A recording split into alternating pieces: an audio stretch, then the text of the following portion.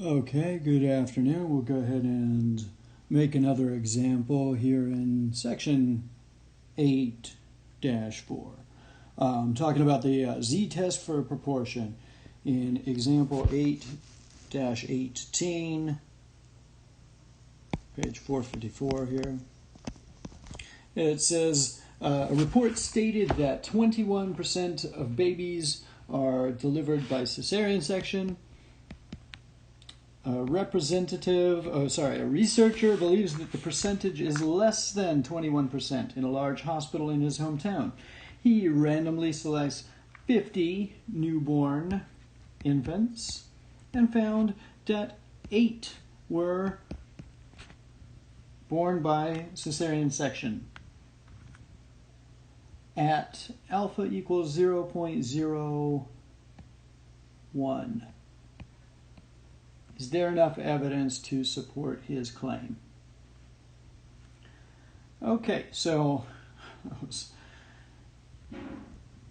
trying to read and write at the same time, and as you have heard me say many times, that's always a flop.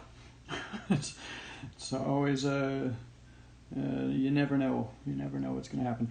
Okay, so let's go through the steps of our hypothesis test. So basically, we got to test this claim, and so in phase 1, we're going to go ahead and write what are these hypotheses that we're actually testing. So H subscript 0 is that the true proportion of cesarean birth it is in his hometown hospital is 21%, and what does this researcher believe? He believes that it is less than 21%.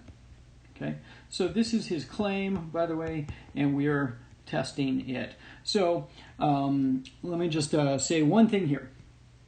When we summarize our results, we are always talking about whatever it was in H1. So when we reject the null hypothesis, we always say the evidence points toward, and then whatever we said in H1. Or if we don't reject the null hypothesis, what do we say? We say there was not enough evidence, and then whatever it says in H subscript 1. But that is not necessarily always the claim. I believe in the last example we saw that the null hypothesis, H subscript 0, was actually the claim. And so here it's asking us, does this support his claim? So that is kind of a different layer of just complexity in terms of getting down to that understanding. What is it actually even asking us? All right, so that's always important. All right, in step 2, I'm going to go ahead and not just spit out the critical value, but I actually, want to show where it comes from. So we have alpha equals 0.01. It is a left-tailed test. Why do I say that? Because of the inequality symbol that we're working with here. So our critical region is going to be on the left side. Okay. And what is this critical value? Like I had done in the previous example, instead of looking at table E, the Z distribution, which obviously you can, as long as you do it correctly, you can look up the critical value in your Z table. But you notice a trick of this is to either memorize it, so in that case we just write down the answer, or to use the T-table and go all the way to the very, very, very, very bottom row. All right, so here we're looking at one tail, alpha equals 0.01, so that's the second to last column, all the way at the very bottom row. This is 2.33. And since it's on the left side of the distribution, here's 0 in the middle here, it's negative. Okay, all right. What do we need to do now? Let's flip the page. Well, in step 3, we need to compute the test value. So in order to do that, we need p hat. All right. So we have 8 out of 50 births at this particular hospital were born by C-section. And so that works out as exactly 16%. Okay, you'll notice in the book it's a little typo. Q is what we want. That is 1 minus P. But P that we had is what we're talking about in the null hypothesis. It's 21%, 0.21.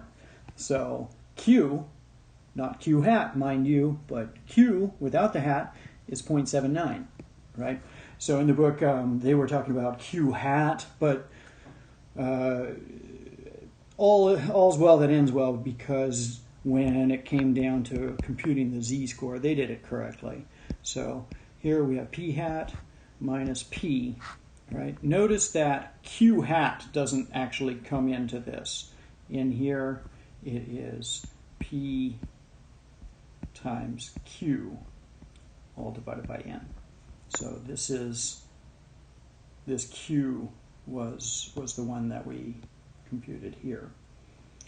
All right, so putting that together, we have 0.16 minus 0.21, all divided by the square root of the whole quantity. What does that say?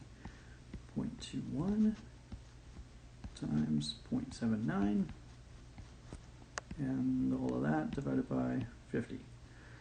Okay, so in the old calculator, comes out as negative 0.8, I'll round it to 0.87, because even if we were using the p-value method, it's a z-score, and to look up that p-value using our z-distribution table, we only have two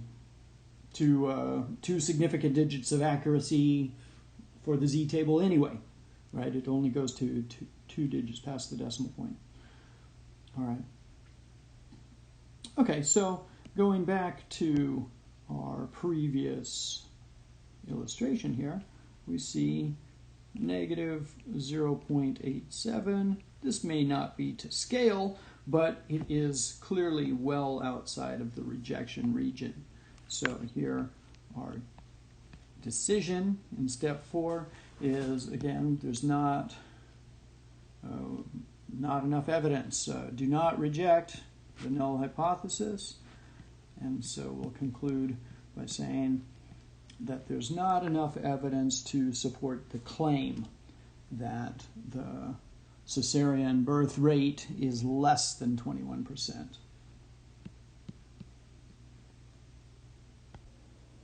So there is not enough evidence to support the claim that the rate of birth by C-section is less than 21%. That's what I've written here. So notice here, we were talking about what it said in H subscript 1. We said we can't say that the proportion is less than 21%. Okay? Notice that that actually did coincide with what the claim was that they were talking about here. But notice that that's not always the case, so we need to be careful about that. All right. Let's move on to the next example in the next video.